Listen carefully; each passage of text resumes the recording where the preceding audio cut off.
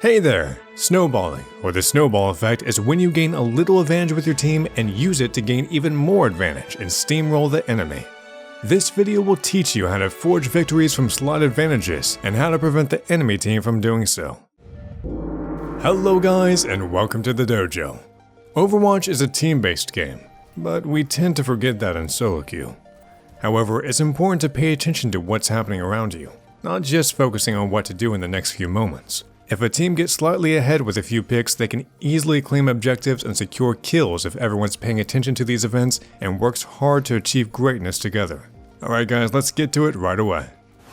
Before talking any more about the theory, let's see a hands-on example.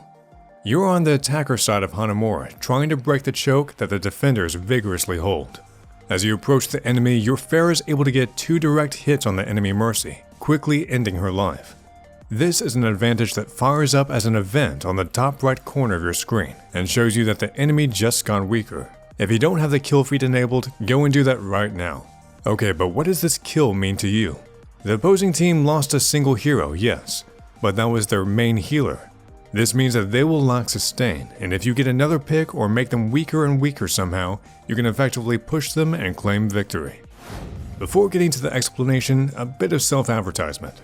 The Overwatch Dojo Discord community is waiting for you. Come and join our weekly challenges for fun and monthlies for improvement. Be a part of a great and friendly neighborhood who all thrive to improve together and help each other. Alright, you got your example. Now let's talk about the theory behind the snowball effect. This is so you're able to identify situations where you or the enemy team can use their advantage to roll over the opponent.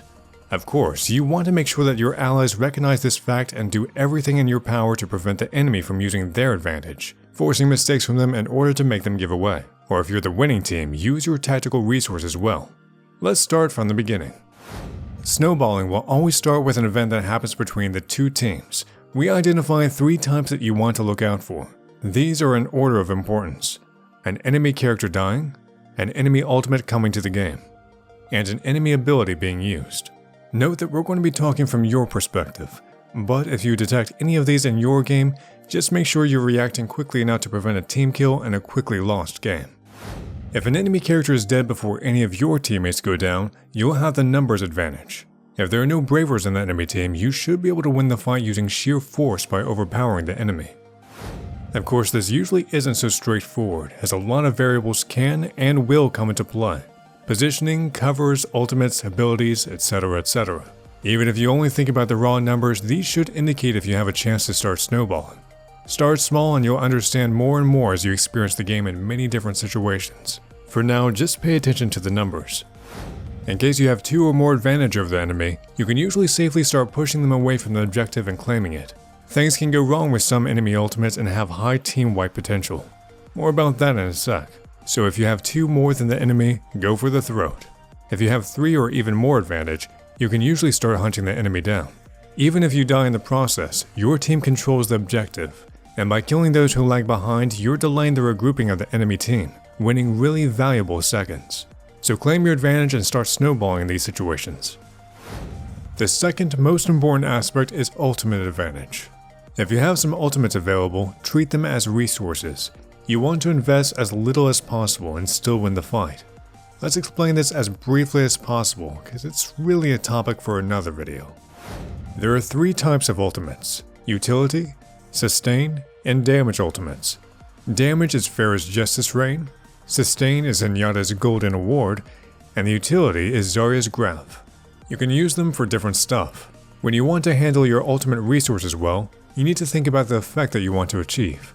You want to make sure that you don't burn out 2 of the same type of ultimates, for example Zenyatta and Lucio, because they have the same effect. When talking about snowballing, it sometimes comes down to managing the ultimates just right. Use the right types and the right amount to overpower the enemy, while thinking about how to save the most resources for the next engages, winning the next fight as well, and the one after that. So basically the takeaway here is that if you see an enemy wasting their ultimate in a single engage, you can overwhelm them with yours. If they used both sustain ultimates, just go for them and kill them in the next team fight. You know that they can't defend against your push if you execute it well. But pay attention not to use too much, or you could get in the same situation as your enemy is in right now. If your allies waste ultimates somehow, it's not the end of the world. This is the situation where you want to force out mistakes from the enemy. Dry pushing or pushing the objective without ultimates will allow you to charge your ults and try to bait some of the enemy's ultimates. Hope you get the idea. If you feel that you're stuck in your current rank and want to learn the game in depth, Overwatch Dojo offers private coaching with more than a year of professional experience. Click the card now for details, or see the Patreon link in the description. Lastly, we're going to talk about Snowball using ability advantage. The idea is the same with Ultimate, however you need to roll your Snowball a lot faster when we're talking about abilities due to the low cooldown. An example, Mercy is using her Resurrect, so you know it'll be on cooldown for quite a while. Instead of poking, it's a good time to do permanent damage and try to wipe the enemy. These things can add up and work really well to win team fights, and then you can just use numbers advantage. Another example is Tracer's recall ability that you can abuse after she's recalled. Any damage that you do is permanent and she can't heal it back. Kill the Tracer and continue with the others. When you're the underdog, it's not a problem to start being passive until the ability becomes active again. Do you lack shield? Wait for it to recharge before going in. If you're dead, you can't help your team, and you lose valuable ultimate charge time. So make sure you're in the right condition to fight before you go in. All in all, we want you to pay attention to your advantages and feel free to push the enemy when you have the lead. Snowballing can win maps in the blink of an eye if the whole team is working together and more or less know about these concepts. If they don't, educate them. We believe that players on comp want to win and would accept a tip or two from a teammate if it's presented well. See our communication guide if you want to know more about that topic. We're here for you. We want to educate you so that you can get better faster. Master yourself, master the game. That's the motto of the Overwatch Dojo. As always, if you like what we're doing here, please like, subscribe, and share this video with others who might be interested. Be the evangelist for good knowledge. Join us on our Discord and give a quick look at the Patreon page. Alright, we'll see you guys in the next video.